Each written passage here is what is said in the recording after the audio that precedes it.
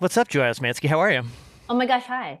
Yeah, we're waiting on a couple other folks. We made a mistake of telling them exactly what time, and Oh no, you so don't ever do that to actors. You I always know. you make it an hour earlier because we'll be an hour late and then it'll be perfect. So I knew that about comic book artists because, like, if you need something April 1st, you tell them February 1st because they need their inspiration. Hey, Neil, how are you? Welcome aboard. Neil. Hey guys, hey Joy. Hi. Hi, my friend. I had a lot of trouble signing on, so sorry I'm a little late. It's totally You fine. you look like you're in a sprinter van. I am I'm in a car. We're going to a Christmas thing, so Oh, nice, nice. It's yeah. you're not pulling Amazon like it's a side hustle, or are you delivering? No, No. No, I'm not man. there. I'm not there yet. The strike ended just in time. Yeah. Oh man, we're It's going right there. We're going right to the strike. Is that? I mean, the wounds are fresh. It's been our whole lives for the past 6 months. So yeah. I yeah, I've yeah, it's been a lot. I know my friend Joe is very vocal. I'll just put it that way. Good. And appreciate it on behalf of everybody that we know together and know separately in our respective social circles. Obviously, it's your livelihood and your life, so that was a whole different thing. I'm glad it got resolved. That was a lot. It was. It Um, was. Yeah, so thank you for joining us. So this is ILFest. My name's Nick Kelly. Thank you. I know we met. Well, Joe, I know you already, but Neil, you and I met digitally, and the Yes. Innocent Lives Foundation is a nonprofit, non-vigilante organization that identifies child predators online, helps to bring them to justice, hands cases over to law enforcement about the communications that they're having, who they're talking to, what materials they're sharing, that type of thing. I am the fastest talker on stream. I will tell you that, just so you know. But for the folks who are joining us in chat and watching this on their phones or wherever they happen to be, let me tell you who you got on screen with me real quick. I got official bios. I hope you guys are Oh okay with God. these. Yeah. So Joy, my friend Joy Osmanski, is a Korean American actress. She is best known for her wide range of comedic roles on the TV shows The Loop, Samantha Who, True Jackson VP, The Santa Clarita Diet, and Devious Maids. Joy is also known for her recurring role on Grey's Anatomy, her voicing of my favorite character, the Failsafe AI, Failsafe in video game Destiny 2, and did a lot of singing and dancing as Jing Harris in Duncanville, probably more than she applied for. But Oh yeah, yeah. Joy played Paula Brooks slash Tigress in the DC Universe series Stargirl, which should still be going. I hate that it's not. And you can currently see her on the Disney Plus animated series Haley's on It. And you and I met when you joined our podcast Happy Hour from the Tower, which was a Destiny podcast, right? Yeah, so fun. So Yeah. And then Neil is an actor, writer, and producer. You may know him from his role as Liam in Lost, Big Love, Crash, Nip Tuck, and a ton of network dramas, including Criminal Minds, Ghost Whisperer, NCIS, My Name is Earl, and more. And he played Joy's character's husband. I spelled that wrong on Stargirl, Crusher Croc slash Sportsmaster. Still Yeah. married. Still married. He's also written and directed over 15 comedy short films and music videos. So big, much pictures to see some of those. Is that all accurate? Did I get that right? Perfect. Sweet. Okay. That was a lot of research on the road. This has been, I should not have taken on grad school and as much travel as I've taken on in the last couple months. But yeah, so appreciate you guys joining us. Obviously, the theme that we've had today, if you've had a chance to see any of the programming before this, it's comic books. And we had an hour and 40-minute character study on Moon Knight. We might have lost Joy. That's okay. We'll get her back. We had somebody draw Raven from Teen Titans. And then we had somebody come on and play the video game Gotham Knights, which is Robin, Batgirl, Nightwing, and Red Hood after Batman gets killed. So it's been a very comic book heavy thing. And that's why I wanted to reach out to you all specifically. I'll re-ask it when Joy pops back in here. But so you've all played a comic book character that's been previously has existed in comics or comic adjacent media. So when you're playing that character, how do you balance staying true to what has come before you and making it your own? Um, so I guess I'll jump in. Okay. For me, for playing Sportsmaster on Stargirl, then no one had ever played him before. They had on Young Justice, somebody had done the voice, but he had never been played before, so I had a lot of freedom.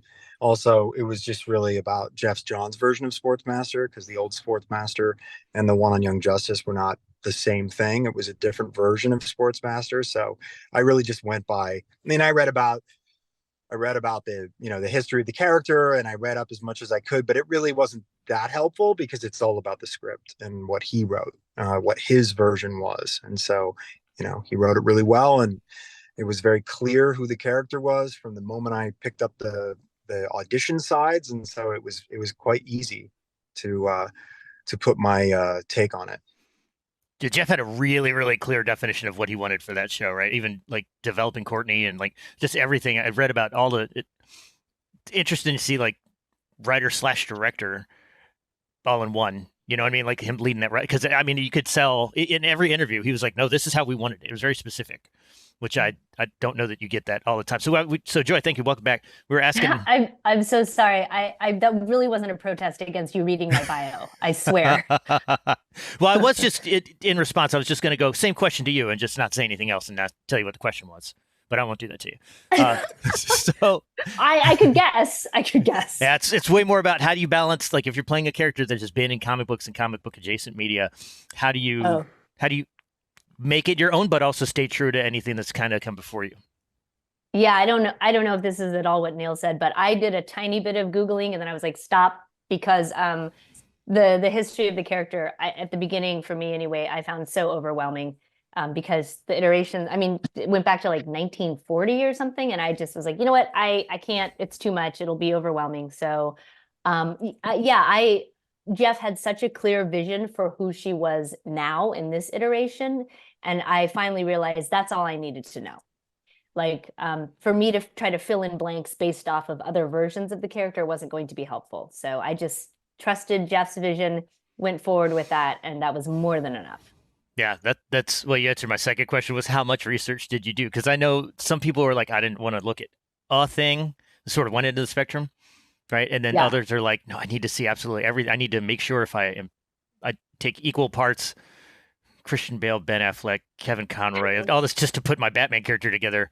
Like that would hurt your brain, I think, after Yeah, that wouldn't serve me, but I'm maybe other actors in the show found that helpful, but that to me was counterproductive.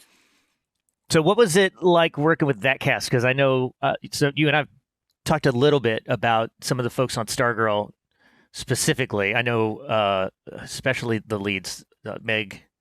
There's just so many of them that were just they blew me away, and also the Wilsons and the McHales of the world. Yeah.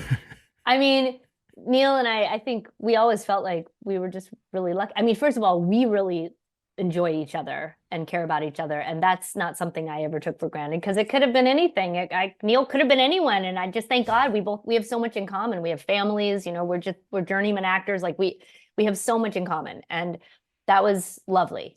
And then, I mean, I always say this, but it really starts with that number one on the call sheet, and if that person isn't cool, you feel it and it trickles right down. And Breck, for someone, and I don't mean this in a patronizing way, she's young, she's been in the industry for a long time though, she's a pro, and her good-natured attitude about everything and her energy really, I think, translated to the show being a positive experience. I don't know, Neil, did you feel that way too? Yeah, totally. Yeah, I agree with everything Joy said. And yeah, it made it easy. It was a big cast, so you didn't really work with everybody all the time. It was very rare that there was a number of actors that were working together in any given scene. So all my stuff was either with Luke or with Joy, and or with Joy and Luke, or Joy and Joel in the third season. So it was always like little groups of people, and every dynamic was a little bit different, but everybody was cool. There were no jerks, and that's good. When you have no jerks on set, it's a good you have a good shot at having a good experience. And Jeff, I think made it. He was so passionate about it. It's his baby. It's his baby. It's his comic that he invented based on his sister. So it was very personal to him. So when you have somebody that's a showrunner, who feels so passionately and take cares so much about each and every character, it really shows. So it was a real joy to work with Joy and to work with the rest of the cast. It really was. We had a lot of fun. There's a cool thing, like you could tell, like Breck was so excited to be playing that role. That's like it's the parallel to Courtney getting to be a superhero. You know what I mean? And so she put just a lot of, it's like a natural energy that just kind of went into it. And you get the hesitation in the first episode and change. And then once she kind of embraces it, you're like, oh yeah, this is like what I'm meant to do. And I think you kind of saw that with the actor and the character also. Oh, Nick, that's a really good point. Yeah, I'm sure you're right. I'm sure as her character developed, she felt more empowered and that translated into her performance. I'm sure that's true. And I think she was meant to play that role. I would always tell Jeff, like, I don't know how you found Breck. Well, but I mean, good job. Like, she's perfect for it. She's perfect, just in all aspects. And she has some gymnastics background. Like, it's a perfect casting. Yeah. I don't think I'd seen her in anything before that. So it was great to just sort of be like, okay, she's meant to be in this role. Yeah. So question in chat, I was going to say, like, Neil, you said no jerks on set, but realistically, when your character gets introduced, he gets to bully, like, he just gets to be like the super, super alpha male. And it like, is that a style of role you've ever played before? I mean, it doesn't seem like it's your personality from talking to you even just now. It's not my but personality. I could ask Joy. Yeah, I mean, it's not my personality, but I know that character, and because of the way that I physically look, I feel like I've played a lot of jerks, bad guys and stuff like that. So I have an edgy look about me. And for those who don't know me, they might think that I'm a total jerk, and I like to think I'm not. But it's something that comes easy to me in the sense that, and look, when you're an actor, you have to like get comfortable with different aspects of anybody can be anything, right? So I love playing bad guys. I always have, even from way back when I started in theater, just because those roles are more fun. And when you have a role that is both bad and funny, it's like the lottery, you know? So Joy and I were like the comic relief in a large part on the show. So it was, it was fun to explore the dark side of ourselves. Just kind of channel your broness, and then just, because he's the workout junkie, and like, I don't know. I got excited about the show because I saw that Joy was cast, and then obviously getting to sort of, watch everybody else's performance. You two are a very convincing married couple, just so you know. I'm just saying. It was always well written. All of our stuff was fun, and they always gave us room to play with it a bit, and that was nice. But the relationship had such a nice arc to it, and which is why when it ended, it actually, to me, honestly, like, of course I didn't want to die, but I mean, it made sense. I mean, there was nowhere else for these characters to go. Like, that's their tragedy, right? They start to reform, and then they're gone. You get that, like, if Han Solo doesn't die, why is he in this movie? You know what I mean? Yeah. Like, that was sort of the vibe. Hi, Daniel Ross. How are you? Hello, everybody. Sorry, I'm tardy. No, you're fine. It's technology is technology. So welcome. So this is the but third. I'm here now. You are here now, and I'm going to read your bio to make you wildly uncomfortable because I did it to everybody else already. So that's how it's going to go. So this is Daniel Ross. Everybody, if you don't know Daniel Ross, he's an Emmy Award-winning actor, voice artist, and producer, and is very busy on social media. He won the first annual Children's and Family Emmy for Outstanding Voice Performance in a Preschool Animated Program for his portrayal of Donald Duck. Also, Donald Duck's first Emmy in 89 years. If you didn't see the video of Daniel presenting the Emmy to Donald Duck at Disney World, it would make you buy Disney World tickets right now. Wow. He's also won Best Voice Actor, Outstanding Body of Work from the Society of Voice Actors and Sciences. Also voiced both Gremlins, Gizmo, and Stripe from the Multiverses, multiple characters on The Tom and Jerry Show, Starscream, Hound, and Mixmaster from the Transformers video games, and most recently, Grimace from McDonald's. Oh, my God. Wow. Including his Grimace Crocs. That's right. I think you nailed all of it, man. Wow. Yeah, I try to do the Sean Evans Hot Ones thing and just research as much as I possibly can. So, not that I would survive that show because I couldn't get past probably the third thing. How are you guys with hot sauces? Let me ask you that. Oh, I like hot sauce, but not beyond that level. I couldn't. No. Yeah, I wouldn't want to be on camera doing that. No. It's humiliating. Yeah, I just watched Mark Ruffalo. And I guess I would want to be on camera doing that because I don't mind humiliating myself as often and as thoroughly as I can. So I get enough of that in my daily life. Yeah. Nice. We got a question from chat, which was, if you could play any comic book character, who would you play? Oh God. Yeah, I know that. Not that there's a plethora to choose from or a broad catalog of comic book characters, but if there's any favorites, I won't single anybody out. I'll just see whoever's courageous enough to answer first. Go for it. I mean, from the time that I was small, Wonder Woman was my jam. I mean, I would love to play Wonder Woman. That would have been, or Spider-Man. I also could have done Spider-Man. All right. It would have always, growing up, it would have been Batman, but my opinion about Batman has changed over the years. So I was a Wolverine fan, but back in like the 80s. That's when I first got into comic books. I loved Wolverine, and I think Wolverine would be fun. But I like I don't know, Deadpool is also fun because it's funny. I like doing the funny stuff. That's why I love playing Sportsmaster, because it's funny. You got to have humor in it, otherwise it's just too serious for what it is, Yeah, I'm with you on like the Uncanny X-Men in the 140s 150s range in the 80s back then, when Days of Future Past and they introduced Dracula and all that. That's definitely when I was reading early on too. Oh yeah, no, those were spectacular, and that's where I derive a lot of my inspiration is from the horror comedy genre. That little space in between where it's like, should I be laughing at this? This is funny. I love that stuff. And so my choice of superhero would actually be supervillain. I'd want to give some light to the Condiment King. Give that guy some glory. Give him a Peacemaker makeover with James Gunn. James, you and me, brother, let's do it. Condiment King. I love that. But I really want to voice the Penguin. Or like somebody from like the higher threshold of the Batman rogues gallery. Not Calendar Man. Nobody like down there. You're kind of Victor Hugo's a little, just get it up back to tier ones there. That's awesome. So someone just put in chat, they actually redeemed bits to ask, how much do we need to donate to get Neil to belt out the chorus of You All Everybody? I don't know what that is. Did you say you don't know what that is? I don't know what that is, but I remember I'm coming to. Oh, that's the song from Lost. Oh boy, that was the hit. You all everybody.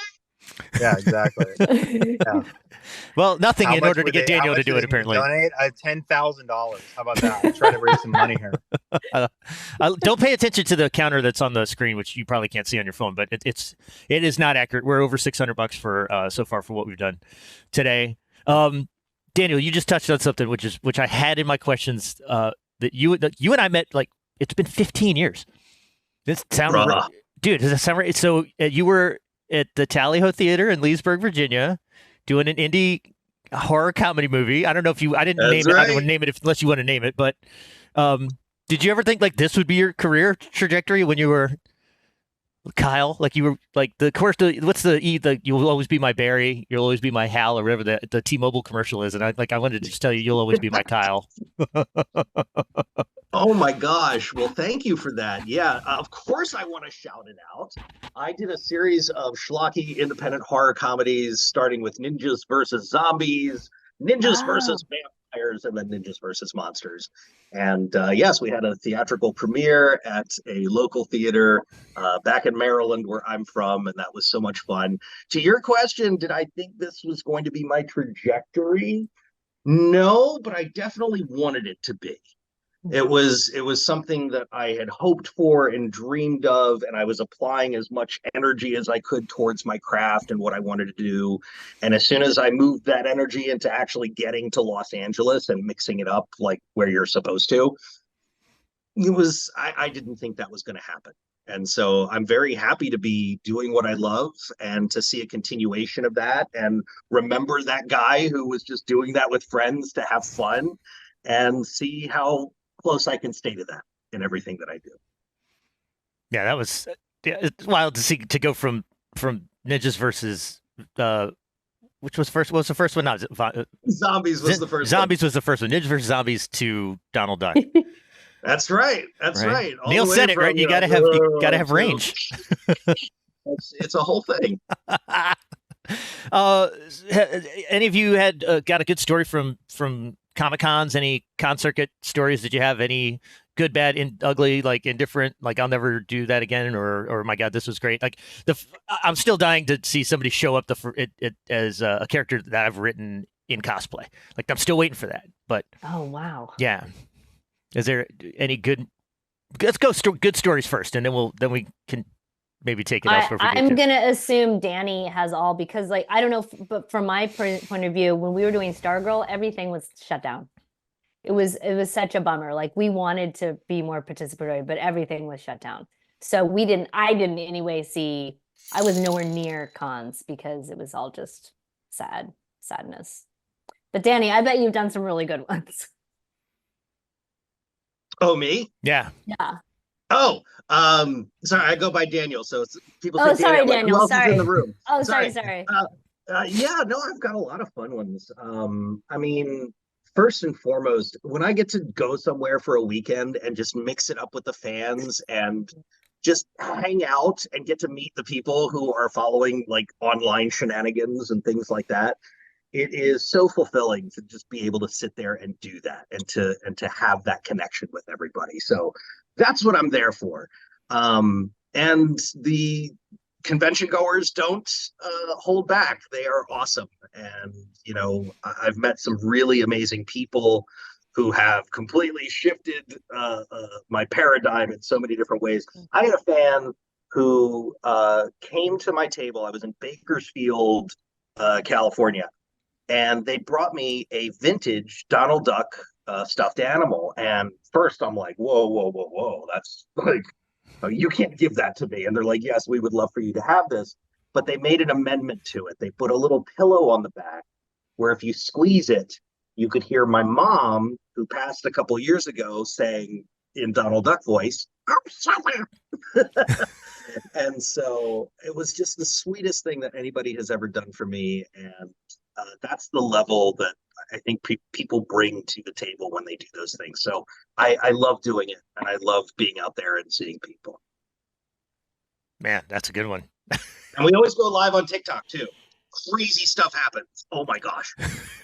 There's a good warning. Camera going at a convention, and you never know what happens. So real quick, so thank you, Secondhand Souls, for the donation. We are still doing donation matching up to another $90 from Shane. The largest donation of the day, I want to show this to all of you because you'll appreciate it, is a piece of artwork from our friend Chris Flick of Moon Knight himself. So largest donation of the day is going to go. I'm trying to get this. There we go. Get the glare out of the screen. So that's our Moon Knight that is up for grabs for donations. Neil, any con stories? Or you've been kind of quiet? I used to do a lot of Lost events when the show was still on. It was pretty crazy. The fans are mostly nice. Some of them are a little intense, but I had an awkward moment where I was asked about, because I even though I was on the show for 5 seasons, I didn't watch the show. I only saw a couple seasons. So I didn't know like all the intricacies of the characters and stuff like that. And I had an experience where I was, I would get asked by people, what did you think of this? Or what do you think's going to happen with this and all this stuff? And I'm just like, and I can't say like I don't watch the show. So I would always just have to flip it back on them and be like, I don't know. What do you think? I can't really say. What do you think? And it kind of worked. It was a little jujitsu, but like I didn't want to be the dude that like admitted he didn't watch the show that they were all such massive fans of. So that's so good. But when you're an actor, you don't necessarily watch all the stuff you're on. It's a job, and sometimes you watch it and you like it, and sometimes you don't. and that's just the way it is. So you can't always know like all of the intricacies and mythology of the show. And But that's when you can't fudge. Like you can't be like, I know. yeah, like there's no They'll be way like, to wait, fake what? that. What did you just say? Yeah. I So had, it would get a little tense there for sometimes when they would ask certain questions, it would get a little tense. But I was always able to kind of sidestep it in a like cutesy way. that might Where I be. don't But think they Neil, figured it out. That but, might. but that- Neil, what go ahead. would it sound like if the black smoke monster was singing "You are everybody"? Well, What would that sound that's like? yeah. Well, I mean, if somebody donates $10,000, I'll let them know.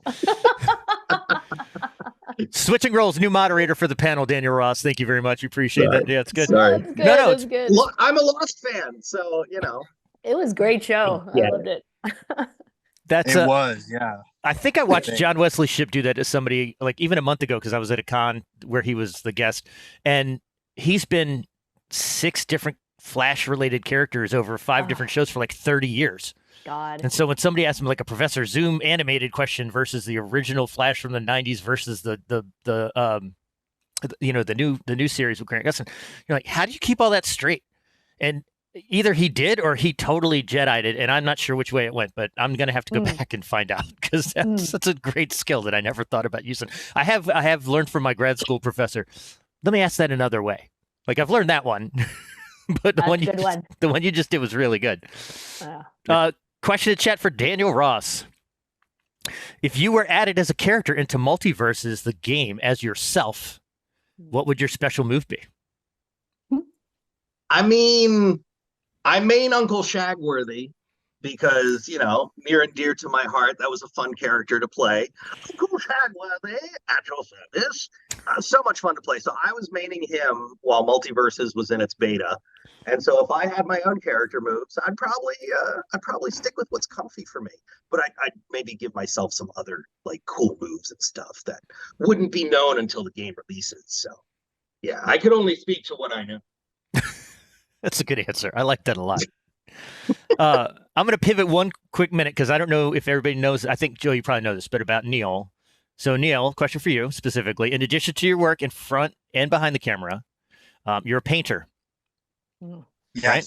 Your signature style. Yeah, your signature style is, air quote, bold cartoon realism. So, you also do family portraits. I love your Chris Pine. I love your Clint Eastwood. They're super, super detailed. How did the artist work come about? What was something that was it something that you always aspired to do, or is it something you just kind of fell into?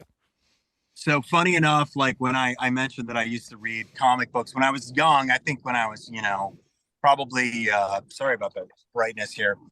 I used to be, I was always an artist, like long before I was an actor, I was an artist. And so at a certain point I was into comic books in the late 80s. And I really wanted to be a comic book artist. That was like my dream, like goal. I would do nothing but like collect comic books and copy old artwork. That's how I learned because I just loved the style. And I loved Mad Magazine. And I loved all these, there were a lot of artists that I really aspired to be.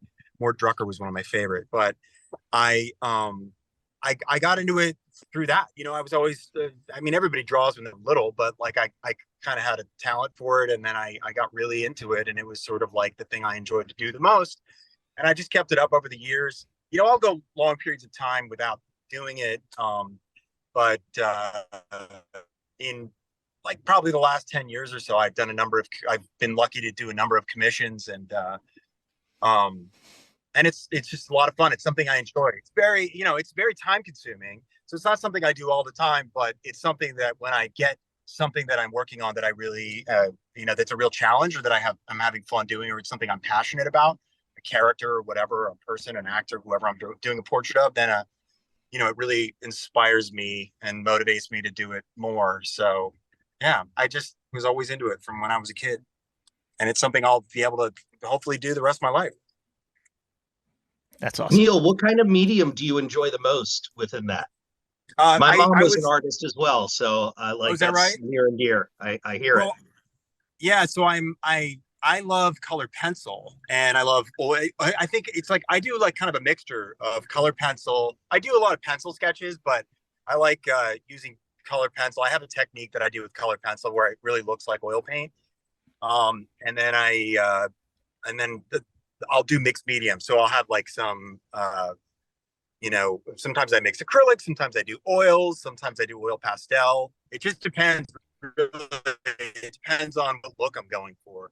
I don't necessarily, have one particular, medium that I like or that I can't do watercolor though. I'm no good at that. So that's the one thing I don't do. I don't know how people do that. It's really hard. What did your mom do? A little bit of everything: ceramics, painting, sculpting, marble. Oh my gosh. Wow. An immense library of things that were just incredible. And she was too shy to put it out to the world. So it all stayed with her. But yeah, I grew up with that. So I have a deep appreciation for artists and people who create in that field. I think it's just really incredible. That's wild. All right, Joe, I'm gonna let you lead. This is a little bit of a leading the witness question because I know you have a story already. But is there a role that you auditioned for that once you got it, there was a whole bunch of different things that you didn't know that you were going to have to do? Was there physical stuff? Was there singing? Was there dancing? Was there like motion capture? Was there like a role that you were like, oh, I took this on, it's like way more than I thought I was taking on, kind of like me emceeing ILFest today? Well, let's see. I mean, I did this role for a Hulu anthology called Monsterland. I've seen it. Yeah, it was really beautiful, really well done. And the episode that I'm in is Iron River, Michigan. And I auditioned for this role, and I think I knew it was a dual role, but I didn't understand the lengths that they were going to take one of the characters. And I had never been in a prosthetics chair for that long before, and I was really excited about it. Now, I also came to understand why people who have to do that every day for months, that might get a little old. But for me, who got to do it, I think I only did it once or twice. It was just really thrilling to watch all this latex get applied and to see yourself transformed. And I mean, I like to think it was a pretty complete transformation. I like to think no one was like, oh yeah, there's joy. But it was magic. It was really fun. And that character is listed as the hag. And then the flip side of that character was this horrifically abusive mother. So it was really two sides of the same coin, at least to me as an actor. But that was something that I wasn't quite prepared for. And it was really, really an amazing thing to wear a mask in that way. And it's so liberating to have that. It's very transformative, and you're given permission to do things and behave in ways that you wouldn't normally. So that was really fun and unexpected, that role. I loved it. That's a cool anthology, though. I mean, because it's like that's a really dark, both visually and emotionally, like episode, the one that you're in. No, God, yeah, it was dark. I wasn't prepared for it. I that was the one. Normally on sets, I'm social and I love hanging out and laughing, and I had to actually kind of cloister myself away a bit and really focus because it had to access such a dark part for me as a parent too. I was like, okay, I'm just going to be this monster to this daughter, and I wanted to honor that as part of the, who the character was, and not judge her and play it truly. And yeah, it was draining. How about you, Neil? Anything there? Always picking the guy who's on mute. Can you hear me? Yeah. Hey, so so the question was there a role that you got that was a little unexpected and you had to do stuff you didn't know? Was that it? Yeah. Well, in Stargirl, when I got the part, we didn't know what we were reading for. At least I didn't. I don't know about you, Joy, but they do this thing idea. where I knew it was like a Greg Berlanti show. So I had an idea that it was probably a superhero show, but I had no idea that I was reading to play a supervillain because the sides were generic, and that happens a lot, I know. And so when I got the offer for the part, I was like, what? I'm playing this character that already exists, that I, and then I started Googling it, this character Sportsmaster, and I realized it was first appeared in 1948 or something like that, and it was so cool. And all of a sudden it was like, oh my God, this is like a big thing. This is going to be like this big thing. And then on top of that, like we had all these, our characters in particular had a lot of stunt scenes. Oh yeah. So, you know, our stunt doubles obviously did most of it, but we had to do a fair amount too. And, you know, Joy and I are like pretty game to like do as much as we can. So like I had to learn how to twirl the bat and all this kind of stuff. And that was fun. I like doing stuff like that. I like things that, you know, sort of, you know, challenge you to have to learn a new skill or to have to practice something and get good at something you didn't even know you were ever going to do. It's one of the fun things about being an actor. So that was my most recent example of that.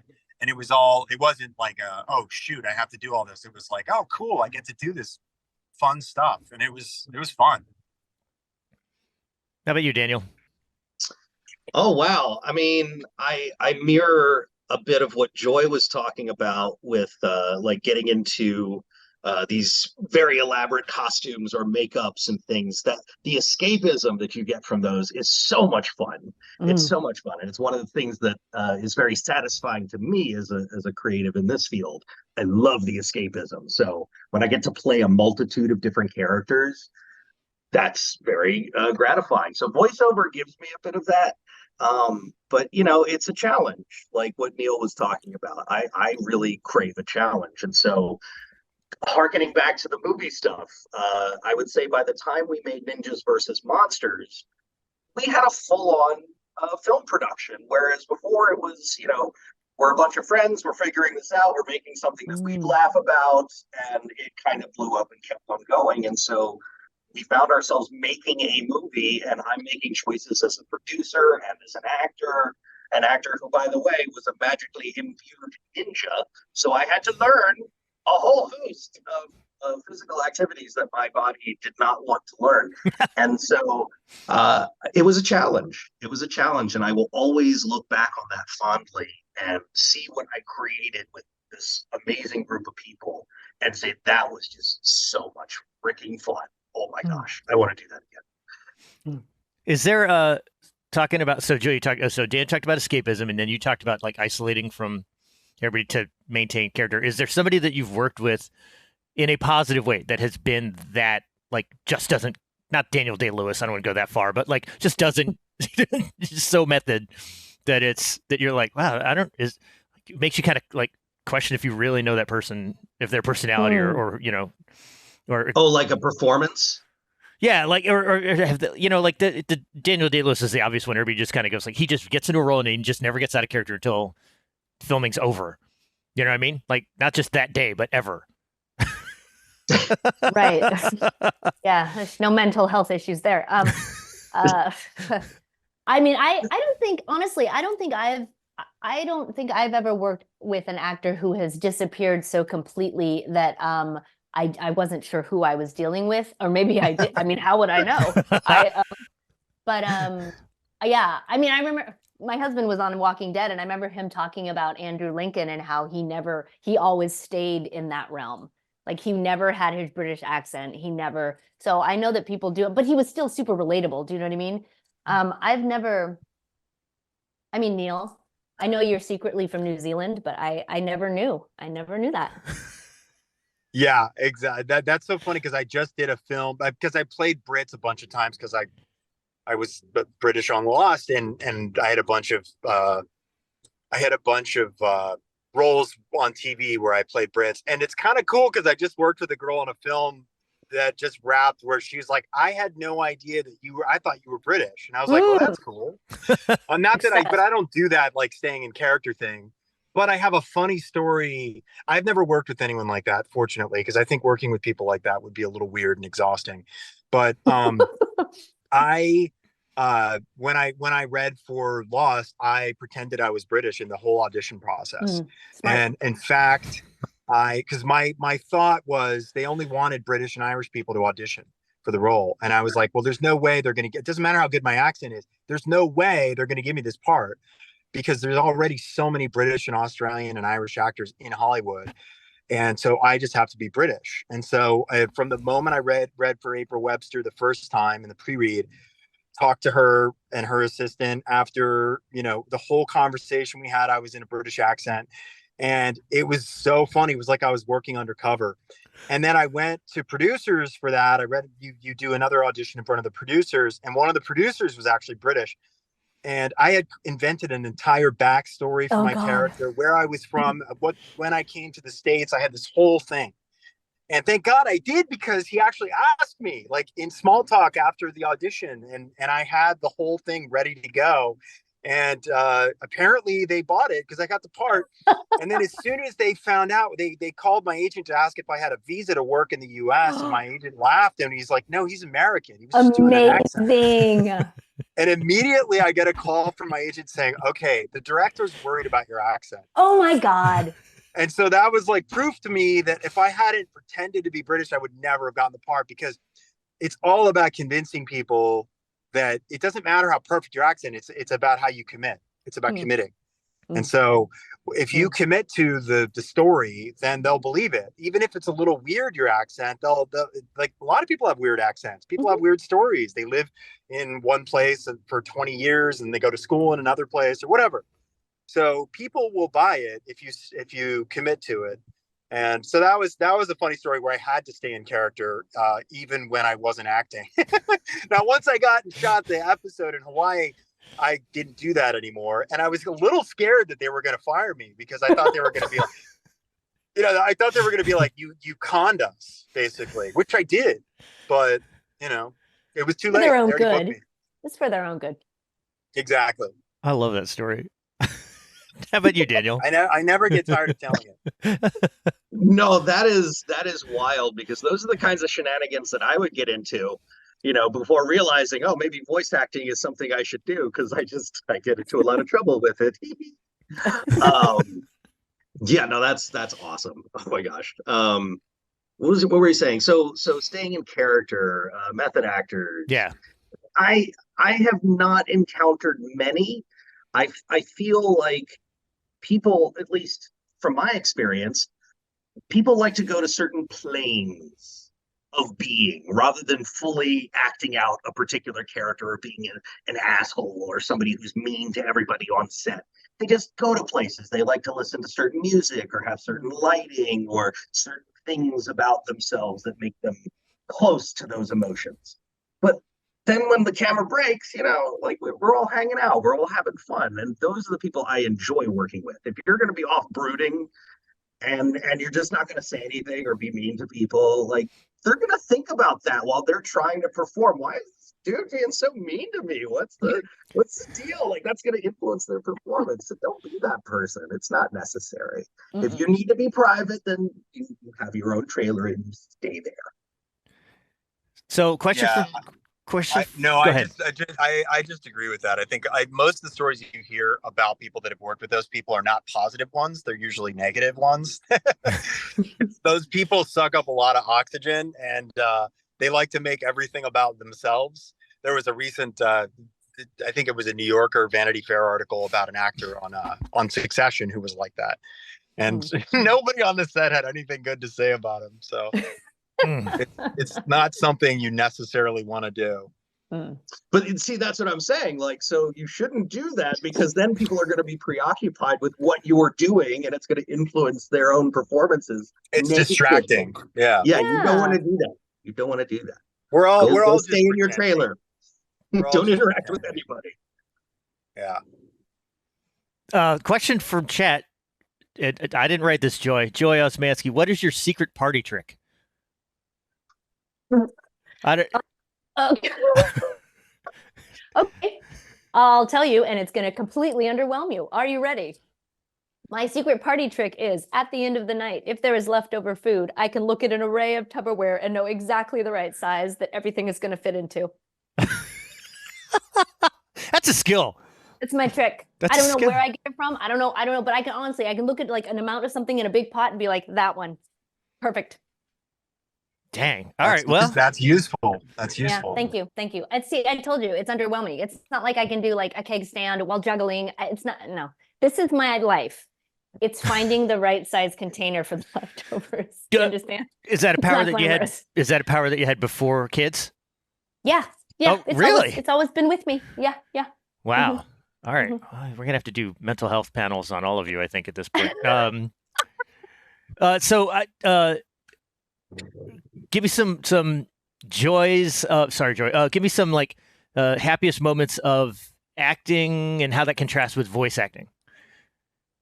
So, Oh, so one of the when we first talked to you, so Daniel, if you haven't ever heard Failsafe, who is Joy's character in Destiny 2, it's a split personality artificial intelligence that has been isolated on a planet for 500 years.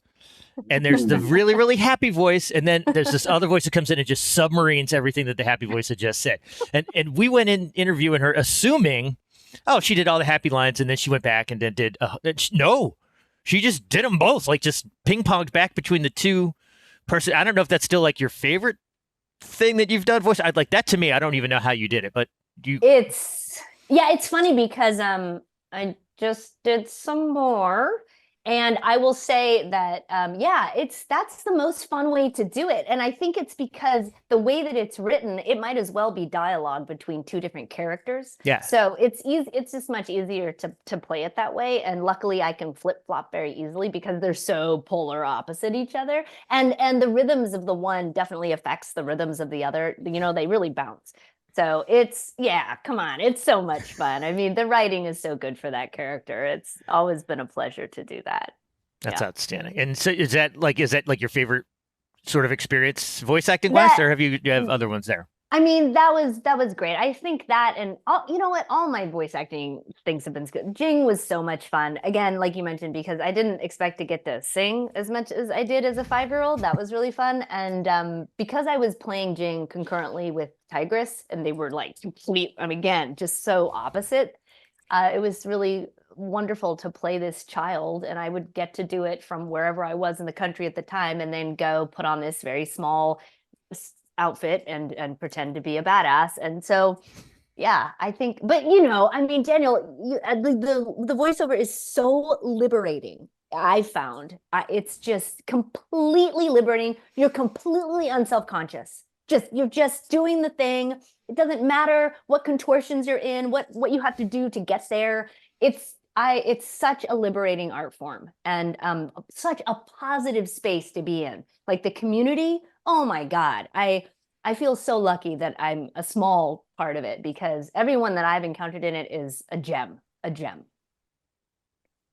I would just say I agree with that, because that's one of the reasons I wanted to be a voice actor. Was I met other voice actors and I said, oh my gosh, I want to be like these people. They're happy, they're strange, they're wonderful, Yeah. amazing people. They have amazing jobs, and they just fill people with joy and happiness. What an amazing job to have. So yeah, I would completely agree with that. Voice actors are the ones that got me into that side of the creative art. And as soon as I started diving into it, because I've done theater and I've done film, and now into voiceover, so I've hopped around this medium in different capacities, and I love voice acting. Like you said, it's very freeing in that space. And so the limit is your imagination, not what this can do.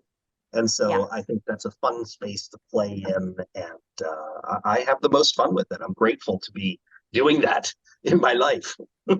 There's a 1 degree of separation between you two, by the way, which I don't know if you know this, but Daniel is one of the folks who works with Courtney Taylor on the Nerds Vote stuff, and then Courtney is another couple of voices over in Destiny 2. So Yes. we had her and Sissy on. They couldn't make it this year, but they're tentatively committed for ILFest 2024, which will be in July with a gaming theme. So we may reach out to all of you yet perfect. again. Yes. I love those two.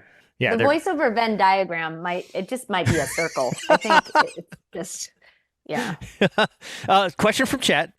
And Neil, feel free to ping in off of that also. But this is I guess it says to Joy, but I'm gonna give it to everybody. Do you have a preference of film acting versus voice acting versus book narration that you've done? Oh. Joy specifically, chat has read that you like to put a lot of physical energy into the narration work that you've done. Do you still enjoy narrating audiobooks? Yeah, I love it. It's a very particular form of voiceover work. It's rigorous. People always think, oh, it's so easy to just read out loud. Oh my God. It's isolated. A lot of the work I do, I'm self-directing, and so it's just me in my booth, which is right over there, alone for hours. I mean, talk about mental health. You really can kind of lose your mind. But if it's a good book, and fortunately, I've gotten to do so many like incredibly moving. Like sometimes I have to turn off the mic and walk out and cry and get through it, and then go back in and keep working because some of them are very moving.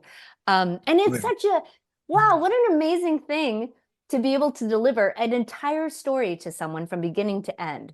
That's such a rare thing. And to be in relative control of it, like someone goes in and makes it sound better, but like I'm telling that story and I get to say that author's words. That to me is a huge honor. So that part of voiceover has been just a lovely, lovely thing to do.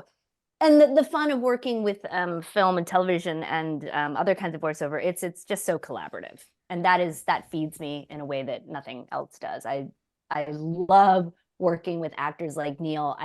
That going to work is just play. It's so much fun. Are you a tough director on yourself? Are you like, how would you rate yourself? I think I'm pretty rigorous. I mean, I want to make sure again, it's about delivering the writer's vision. So I want to make sure, presumably if I've been chosen for it, someone thinks I have the capacity to do it. So I want to live up to that expectation. And some of the work you read is very complicated. There's I don't know how many tens, hundreds of characters. I don't know. There's so many things you have to keep straight. And I'm not saying I'm the best at that, but I do my best, and I have a high standard for sure. That was awesome. I remember recording a couple albums ago, and the engineer would give you nothing, and then all of a sudden it's like, okay, cool. So how was that? And all you would get would click. Yeah, you could do better. Unclick, and so eventually it just got to the point where like you would go, how was that? And he wouldn't say anything, and go, I can do better. And he wouldn't even have to say it to you. You trained your brain so much. It was just like, oh yeah. So I don't know if that's good or bad. I don't know. I'll ask the mental health panel next time, but yeah, do that. Yeah. Yeah. So, okay. So, we got a donation. There's a $50 donation. Thank you, Chris. 50 bucks. Let's go. And that we are still in the donation matching window from Shane, our Captain Hammer, who's in here also. So that $50 is now $100. We appreciate that. Yes. Yeah. Right. Hey. Any influencer, mentor, person who really like, if I say who made a difference for you to get to where you are today, is the first name that comes up to you for everybody? Wow. And it's not one name. You can have more than one name. Like who kicked you out of the nest to make you a voice actor, Daniel Ross?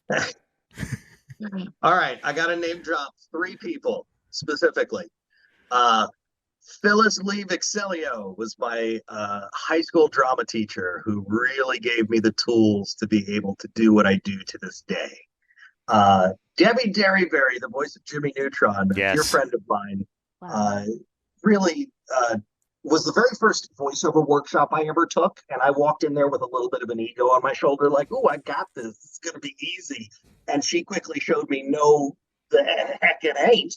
And so I walked away going, I know nothing. And she really helped guide me in those early stages of my career to get me where I am today. So I owe her a lot. David Zoblov, the last person I will name, the voice of Gorilla Grodd on the Flash connection there. He was the first person to say, you need to move to LA. You need to move to LA. You need to make this a thing and try it because I think you've got something. And so, he and I have been friends now for over 15 years, and he's an amazing guy. So David Sobolov. That's a final answer. That's a good Mount Rushmore that you got right there. There, So there you go. Mount Rushmore. There you go. Neil, how about you? Is there a particular person who just-inspired you? You can be more than one. We let Daniel kind of soften the blow there. I guess my high school drama teacher, that was when I first got into, because I was a swimmer and I was really into being a swimmer. And then I took a drama class and I really liked my drama teacher, Mr. Para. And he was very funny. He was very smart. He was very knowledgeable. And he was a cool guy. He was weird, but he was cool. I like weird, cool people. And I wouldn't say he encouraged me in terms of being a professional actor, but that's what made me realize I could do it and fell in love with doing musicals. I started doing musicals, did a lot of musicals. And so before I got into like TV acting, and I still love doing musicals. I love to sing, but he was the one that really like put me on that course, because I stopped being a swimmer because I wanted to audition for the spring play. And I think I made the right choice. I don't know. I could go back and try to game it out. Maybe, maybe. No, I wasn't going to be an Olympic swimmer. There was very limited future for me as a swimmer, but I got sort of inspired and motivated and encouraged by this one teacher, Mr. Para. Yeah, that's the one that really comes to mind. And I've, met a bunch of people on the way. I've had good teachers in college and in grad school as well, but he was the one that really put me on the course. I've had a lot of teachers who discouraged me, as I'm sure we all have. People who are like, "Yeah, I don't know." Subject for a different podcast. No, but those people fire you up. You know, sometimes getting somebody, it's sort of that "I'll show you" thing. I wouldn't say I've had a lot of teachers, but I've had some teachers and some people. And so it fires me up. It lights something inside of you of like, no, you don't know what you're talking about. I'll show you. Nice. And I think as actors and as artists, sometimes we need that. We need both. Yeah, you could do better. Like that's what that's what that is. Joy, I'm gonna come to you, but I want to tell you, like you were talking about the con circuit and COVID. Like my son, who you've met, is in university for digital music production, and he was in choir. He was in performing arts high school, and he got the theater bug. And was in the choir he was in the chorus of Sweeney Todd, and then COVID. Oh God. Yeah, like it was like because the next thing they were going to do is Les Mis, and he's a bass too. Oh. He's like way down there. His voice was lower than mine when he was 12. So it was just one of those COVID. Yeah, COVID totally stinks. We're not fans. Yeah, that was a shitty time. Yeah. Yes. So back to the same question. Like, who's the person, if you influences that you wanted to give a shout out to? Well, it was funny because I thought back to people in the realm, and then I thought a little bit farther back to like grad school professors who were hugely influential for me. But then Neil, I realized actually is my piano teacher back when I was like a kid, and my ballet teacher, both of those women in particular, were extraordinary educators in completely different ways. And I think it really set me up for attacking an art form with rigor, discipline, integrity, curiosity, bringing your own self to them. They both encouraged that. And within the worlds of piano and ballet, that's not a given. A lot of those worlds are about conformity, particularly ballet. And so the fact that I felt really empowered to be myself in those places was really cool. And I had no idea. I didn't know I wanted to be an actor until I was relatively old. I mean, in the scheme of how people, they're dancing on tables asking for agents when they're 4. Like that was not me. I came to it relatively late. So, but both of those people really inspired, I think, also the way I teach, because I do as much teaching as I can, both like in a private studio, coaching, whatever, but I also love teaching at universities, and I do it as often as I can. And they really affected how I relate to students. And God, teaching is so humbling.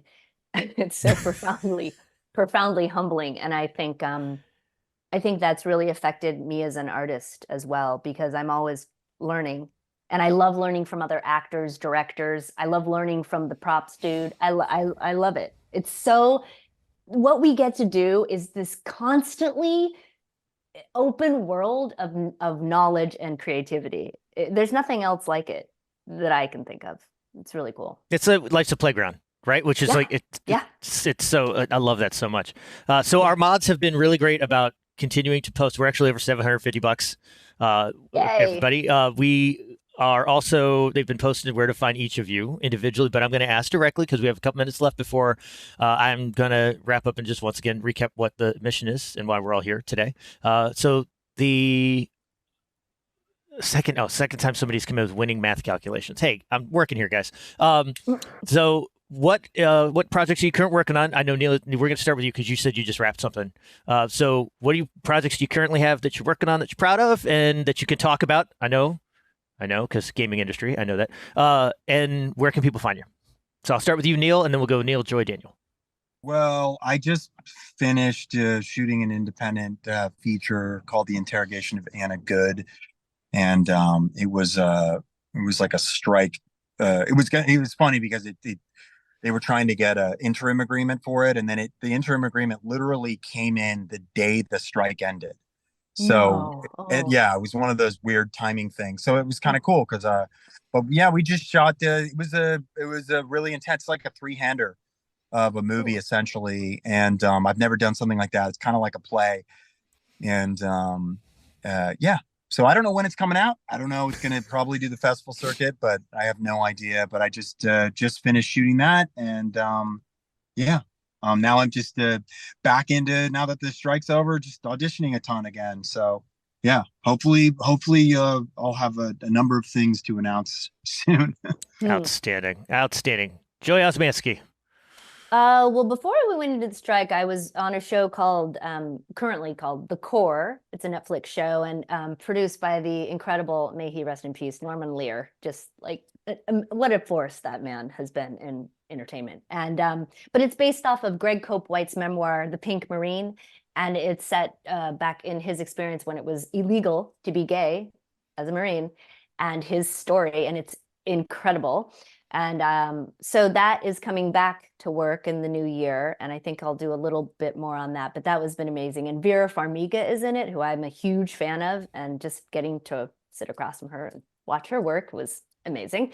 And then my soonest thing, though, that I'm really excited about, because theater is my first love and I haven't gotten to do it for a while, is I'm going to go do a play at the Public in New York called The Ally.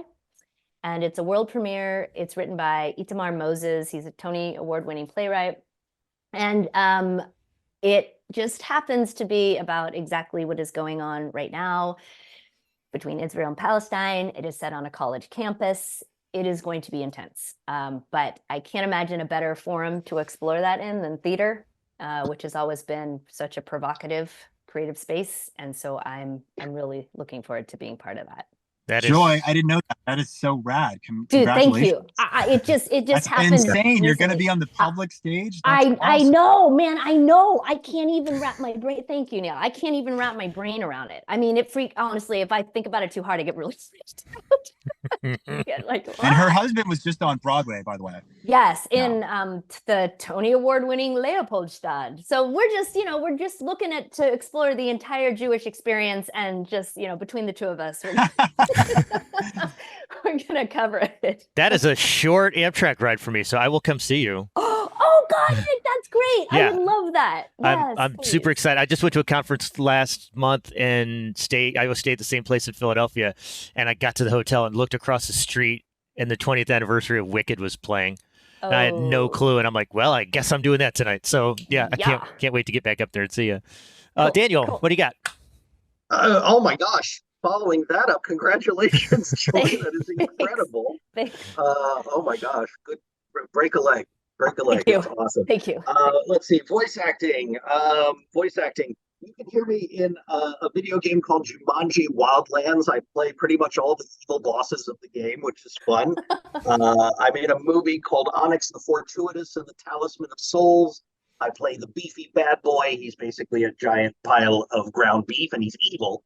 I guess I can announce I'll be in Elder Scrolls Online, The Endless Archive. I do some fun voices in that, so look for an upcoming announcement on that in the coming days. And then on camera, I have a movie coming out called A Very Stinky Summer, and I play a very fun character, and it's very self-deprecating, and I'm sure everyone will love it. So that's me. It's outstanding. I'm sensing a theme right now with your roles. I don't know what's going on with you, man, but it's pretty good. So listen, I want to thank all three of you for being here. As one person in the chat just said, man, Neil's got a long way to drive before his Christmas dinner. I think you're probably parked now, but so Neil Hopkins, want to thank you for being here. Joy Osmanski, Daniel Ross. Yeah. And so again, so thank you for. Thank you all. Oh, I talked right over him. He must be in a garage. Oh, I did. I wanted to take you all on a journey. He's taking us all on a journey, apparently. Oh, there he is. All right. It's like stop motion. He can. it's claymation. It's like the old California Raisins. Yes. Yep. So again, thanks for being here for ILFest. This is going to be the last panel, and then I'm going to hand it over to the founders and let them give us a little closing out. But I definitely want to thank all three of you for here. As you know, I talked to you before. The Innocent Lives Foundation, near and dear to my heart. It's a non-vigilante nonprofit organization that uses open source intel, finds child predators online, puts together information on who they're talking to, what they're sharing, what they're doing, where they're doing it, hands it over to law enforcement. And Amazing. And this is our big event, our big stream for the year. And we have a ton more coming next year. But thank you sincerely, all three of you, for being part of this. And we'll get a little thank you over to all of you for doing this. But Oh God, it was an honor and a pleasure. Thank you. And Daniel, it's so nice to meet you. The pleasure was all mine, and to both of the people with me today. Just amazing stories, and you all are awesome, and I'm lucky to even share this speaking time with you. So thank you, and good luck. We're almost to 1,000, aren't we, in donations? We're getting there. We're getting there. How much more?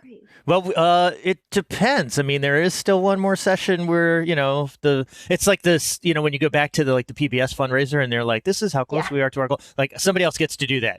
I have been speaking. Someone's like, well, no, I get to do it right now. You're so close to the goal. You should donate right now because you're awesome and you're going to be the person to do it. So let's get it over 1,000.